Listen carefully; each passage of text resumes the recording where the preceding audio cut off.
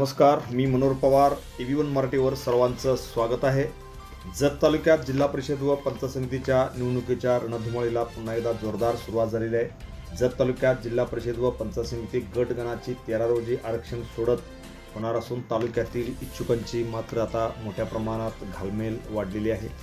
जत तालुक्यातून एकूण 9 जिल्हा परिषदचे मतदारसंघात आहेत, तर 18 पंचायत समितीचे मतदारसंघ आहेत. त्यामुळे एकूण गट आणि गणाची यावेळी जत तालुक्यामध्ये 13 रोजी आरक्षण सोडत होणार आहे. जिल्हा परिषदेचे एकूण 9 जिल्हा परिषदचे गट आहेत. त्यामध्ये उमदी, जाडरबोबला, संक, डफळापूर, शेगाव, दरिबडची, मुचंडी, बिळूर, बनाळी असे एकूण 9 जिल्हा परिषदचे मतदारसंघ आहेत.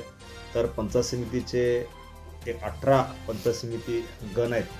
त्यामुळे एकंदरीत या गट व गणासाठी दिनांक 13 रोजी आरक्षण सोडत होणार आहे. जिल्हा परिषद गट आणि पंचायत समितीच्या गणांच्या आरक्षण सोडतीचा कार्यक्रम राज्य निवडणूक आयोगाने बुधवारी जाहीर केला.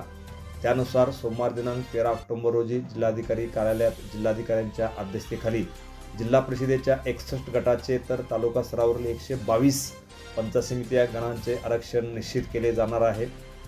दिनांक 3 नोव्हेंबर रोजी अंतिम आरक्षण जाहीर होणार आहे. त्यामुळे जिल्हा परिषद पंचायत समितीमधील पदाधिकाऱ्यांचा कार्यकाल संपून सुमारे 3.5 वर्षाचा कालावधी लोटला आहे. मात्र विविध कारणामुळे वेळेत निवडणूक झाली नाही. न्यायालयाने स्थानिक स्वराज्य संस्थांच्या निवडणुका जाहीर करण्याचे आदेश काही महिन्यापूर्वी दिल्यानंतर जिल्हा परिषदेच्या निवडणूक पूर्वतयारीला वेग आला. प्रारूप रचना प्रसिद्ध करण्यात आली. दिनांक 14 जुलैपर्यंत मुदत देण्यात आली होती. त्यानंतर रचना प्रसिद्ध करून हरकती घेण्यात आल्या. जिल्हा परिषदेच्या प्रारूप रचनेवर 16 आणि पंचायत समितीच्या गण रचनेवर 3 अशा एकूण 19 हरकती दाखल झाल्या होत्या. मात्र एकंदरीत सांगली जिल्ह्यामध्ये आता जिल्हा परिषद व पंचायत समितीच्या निवडणुकीच्या रणधुमाळीला सुरुवात झाली आहे. जत तालुक्यामध्ये भाजप, राष्ट्रवादी काँग्रेस तसेच काँग्रेस, शिवसेना, जनस्वराज्य शक्ती पक्ष, रिपाई तसेच वेगवेगळ्या पक्षांच्या मध्ये इच्छुकांची संख्या आता मोठ्या प्रमाणात वाढलेली आहे. सर्वांचे लक्ष मात्र आरक्षणाकडे लागलेले आहे. आरक्षणानंतरच या तालुक्यामध्ये एकंदरीत जिल्हा परिषद व पंचायतीच्या निवडणुकीच्या रणधुमाळीला सुरुवात होणार आहे.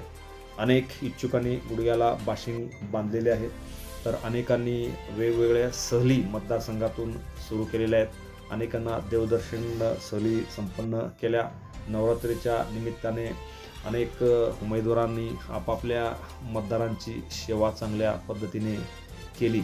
त्यामुळे एकंदरीत जत तालुक्यामध्ये यावेळची निवडणूक ही चांगली अतिशय रंगतदार होणार आहे.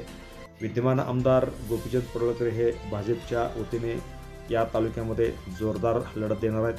त्यांच्या विरोधात माजी आमदार विक्रमसिंह सावंत, माजी आमदार विलासराव जगताप व राष्ट्रवादी काँग्रेसचे नेते सुरेशराव शिंदे यांच्यासह विविध राजकीय पक्षांनी जोरदार कंबर या ठिकाणी कसलेली आहे.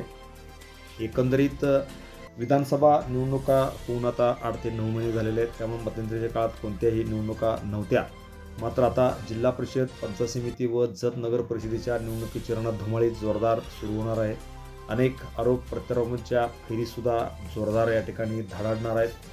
त्यामुळे सर्वच पक्षाच्या नेत्यांनी व त्यांच्या कार्यकर्त्यांनी या ठिकाणी आपली भूमिका स्पष्ट करण्यास सुरुवात केलेली आहे.